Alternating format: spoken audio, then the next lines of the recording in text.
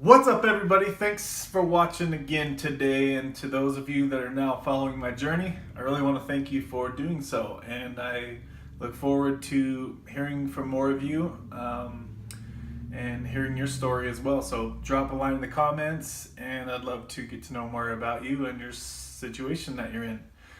So today's video, I want to talk about something not a lot of people like to talk about because it's gross, but I want to talk about constipation and opiate use.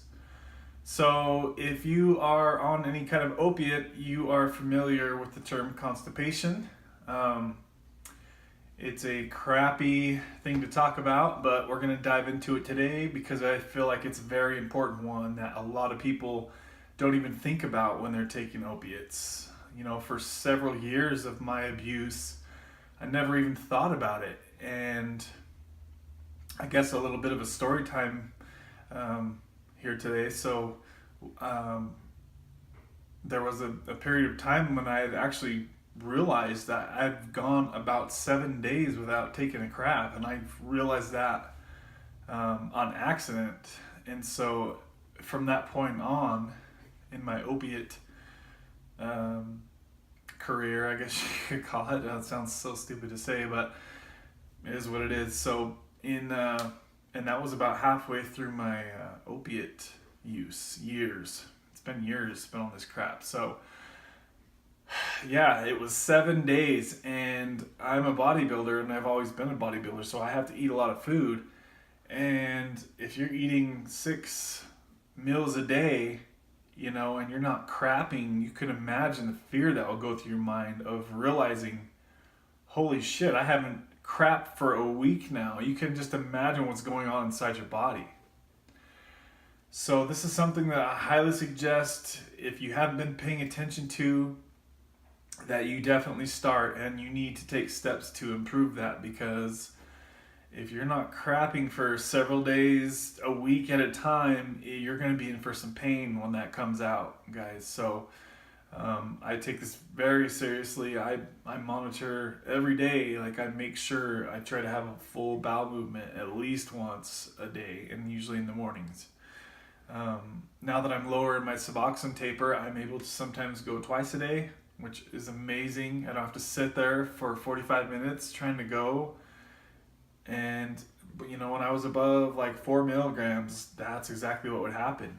I remember back when I was at like 8 milligrams, you know, sometimes you'd go a few days without using the bathroom, and even that's scary.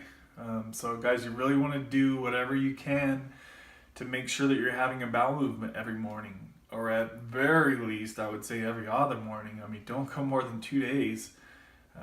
Because what can happen is you can, I think it's called going septic.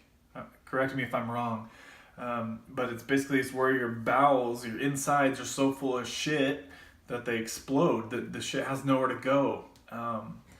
And I know this is a huge, huge problem because for whatever reason, I believe it's because 2 reasons. First of all, opiates, they dehydrate you, so they're pulling all the water. It's pulling all the water out of your body.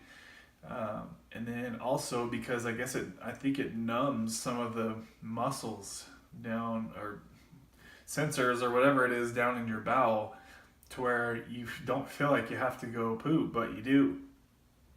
And for me, one of the things that helped me realize like something's wrong here is that I was always gassy. You know, I'd always had a lot of gas, and that's because you need to poop. But if you're so numb from Suboxone or opiates, you're not going to feel like you need to poop. So basically there's miscommunication somewhere in the body. And some of the steps you can take to get this improved is to lower your dose, obviously. I did notice throughout my taper, I remember starting at about 16 milligrams of Suboxone. And that's way too much for bowel movements. You're not going to have a bowel movement for at least several days at 16 milligrams. So if you guys are having success and having normal bowel movements every day with high milligrams of Suboxone or opiates, leave some comments down below for the people that are struggling with this, because this is definitely an art. There's an art to having normal bowel movements on opiates. And any help you can provide to anybody else drop it down below so we can help some people out in the future. But for me, it was tapering, really helped a lot. Let's say if I wasn't able to use the bathroom today, then tomorrow I would push my dose off as long as I could, because I feel like most people should be having bowel movements in the morning time. So for example, if you take Suboxone once a day, just wait until you have your bowel movement for the day. Usually for me, it's about right around 24 hours after my last dose, if I'm taking a high dose of Suboxone. High dose meaning 8 milligrams or higher. So if I was taking 8 milligrams today, I would wait until, maybe 10 o'clock in the morning after I was able to use the restroom and clear out a decent amount. Now, I'm not talking about the little pebbles that you get, just a few little pebbles. You need to get a full bowel movement, to empty that, at least enough to get you through to the next day. If you're not having any problems with having normal bowel movements every day, then consider yourself lucky, because trust me guys, I've heard and read this happening to a lot of people. So the best thing you can do is taper down your dose, and if that's not still working, then to push yourself, guys. I know it's going to suck when you're pushing yourself the next day. You want to hurry and take your dose in the morning, but just push yourself off, because chances are you're really close to having a bowel movement. You just need to get up, get moving, maybe drink some tea or drink some lemon water. You need to get fluids in your body to push that out, because when I have my tea every morning, and that kind of gets things going. So I'll have my tea when I first wake up, and if that's still not getting things going, then I'll eat a meal, and then wait. You just wait, because you're so close to that point. You're close to getting it going. If you're able to, skip a day of Suboxone or opiates, and that will really get everything cleared out. Just push through for a day. If you could do 2 days without this, you'll be sitting pretty. Do that maybe once a week. That would be great. Amazing. Clean everything out. That's also going to clear out the toxins that are backed up in there. So that's definitely what you guys need to be doing, is monitoring. If you're not already, make sure you get this stuff out. Another thing you can do is the fiber supplements. You can do that if that works. Drinking, I've always got my gallon of water with me. If you drink, say, about a half a gallon to a gallon of water per day. I know it probably sounds crazy to some of you, but that's normal for me. If you're drinking at least a half gallon a day, it'll help you a lot in having normal bowel movements. Even if you're having a higher dose of opiates, it will still help things make things better. And then you can also try stool softeners. If you do that, maybe take a couple of them at night before bed, because it kind of makes your stomach feel upset, and that's a crappy feeling to have that all day. So take that at night. That way, hopefully in the morning time, your system can be ready and get some stuff moving. You don't want to be taking stool softeners all the time. If you have to, you have to. That's much better than not taking a crap at all. Maybe you can use them a few days per week. Just guys, make sure that you're cleaning your system out, because this is a huge problem. And just imagine what happens inside your body if your bowel breaks open and you have all that stuff floating around your body. It will kill you, literally. Look it up. I think Tom Arnold, the actor, was talking about it. There's a video on YouTube that he talks about it. You could probably search for it, Tom Arnold opiate story or something like that. And he says that he almost died from that.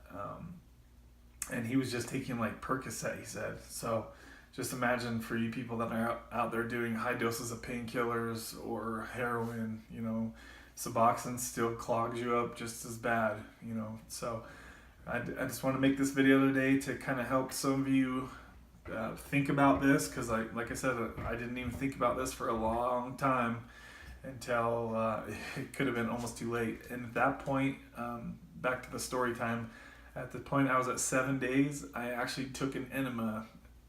I put an enema up there, and that's the only thing that would get it going, because it was so backed up. So that's crappy, guys, to have to do that. So you want to avoid doing that at all costs. But if you have to do it, that will soften things up. If for some reason you're so backed up and it's going to hurt because it's so big coming out.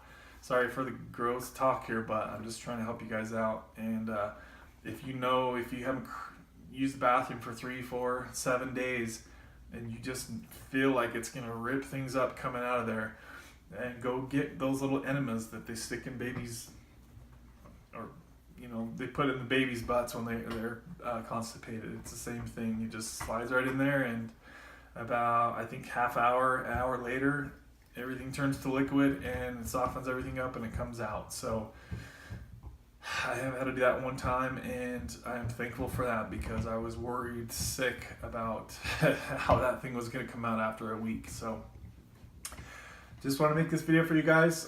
Thanks for watching. Thanks for following my journey, and we're jumping off Suboxone soon. So we've got 4 days from today. So thanks for watching, guys. Have a good day.